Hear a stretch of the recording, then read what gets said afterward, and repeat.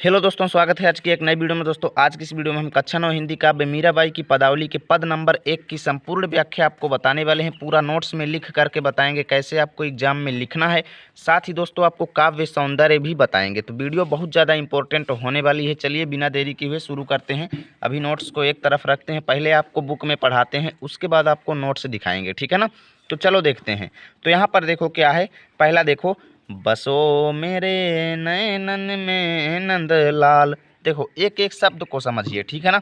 यहाँ पर मीराबाई जी क्या कहती हैं, बसो मतलब बस जाओ मेरे, मतलब मीराबाई के नैनन में मतलब नेत्रों में, नंदलाल मतलब भगवान श्री कृष्ण।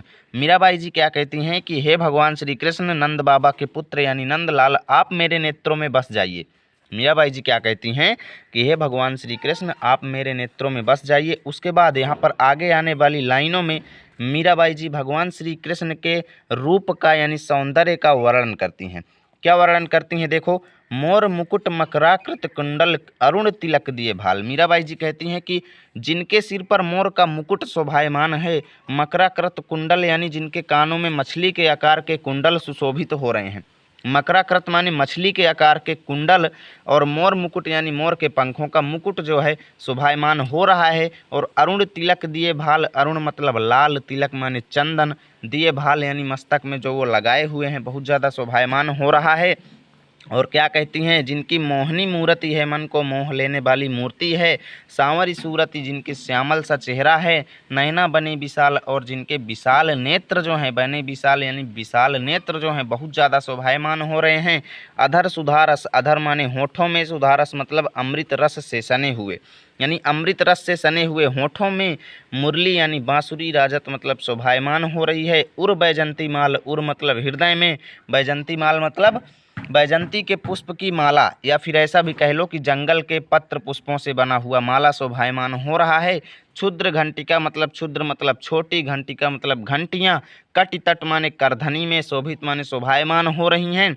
नूपुर सबद रसाल, नूपुर मतलब पायल के, सबद मतलब ध्वनि, रसाल माने रसीली प्रतीत होती है। क्या कहती हैं, जिनके कमर में बंधी हुई छोटी छोटी घंटियाँ जो हैं शोभायमान हो रही हैं, और जिनके पायलों की ध्वनि जो है बहुत ज़्यादा रसीली प्रतीत हो रही है।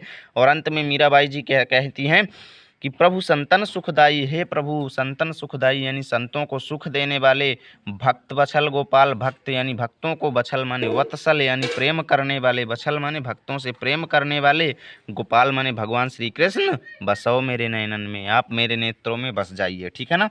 तो अब बात आती है एग्जाम में ये आ जाएगा, तो भैया इसको लिखेंगे कैसे, तो वो चीज़ चलो नोट्स में दिखाते हैं। तो एग्जाम में अगर ये पद आ जाएगा दोस्तों, तो सबसे पहले आपको शुरू के दो शब्द बसो मेरे, उसके बाद लास्ट के दो शब्द बछल गोपाल लिख देना है, ठीक है ना। जैसे आप लोग यहाँ पर पद में देखें तो शुरू में क्या दिया गया है, बसो मेरे, उसके बाद लास्ट में बछल गोपाल, ऐसे आपको लिख देना है। इससे एग्जामिनर समझ जाएगा कि आपने यहाँ से लेकर के यहाँ तक की व्याख्या की है, ठीक है ना।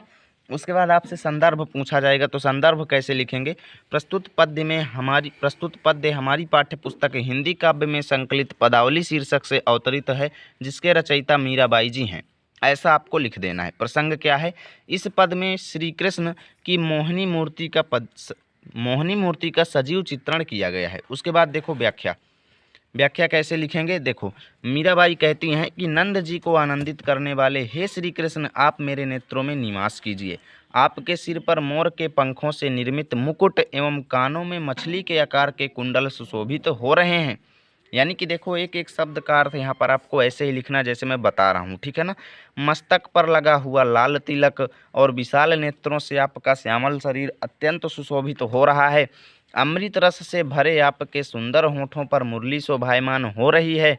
आप हृदय पर वन के पत्र पुष्पों से निर्मित माला धारण किए हुए हैं। आपकी कमर में बंधी करधनी में छोटी छोटी घंटियां सुशोभित हो रही हैं। आपके चरणों में बंधे घुंघरुओं की मधुर ध्वनि बहुत रसीली प्रतीत होती है। हे प्रभु, आप सज्जनों को सुख देने वाले, भक्तों से प्यार करने वाले और अनुपम सुंदर हैं। आप मेरे नेत्रों में बस जाइए, ठीक है ना। अब इसके काव्य सौंदर्य की बात कर लेते हैं भाई, क्योंकि काव्य सौंदर्य भी बहुत ज़्यादा आप लोगों से पूछा जाता है। तो देखो, काव्यगत सौंदर्य, भाषा रहेगी ब्रज, शैली रहेगी मुक्तक, छंद रहेगा गेय, पद रस रहेगा भक्ति एवं शांत, अलंकार रहेगा अनुप्रास, ठीक है ना। तो यहाँ से भैया पद नंबर 1 खत्म होता है। पद नंबर 2 देखने के लिए वीडियो के डिस्क्रिप्शन में जाइए, जहाँ पर इस वाले पद को मैंने अच्छे तरीके से एक्सप्लेन किया है। वीडियो अच्छी लगी है तो लाइक और शेयर भी कर दीजिएगा।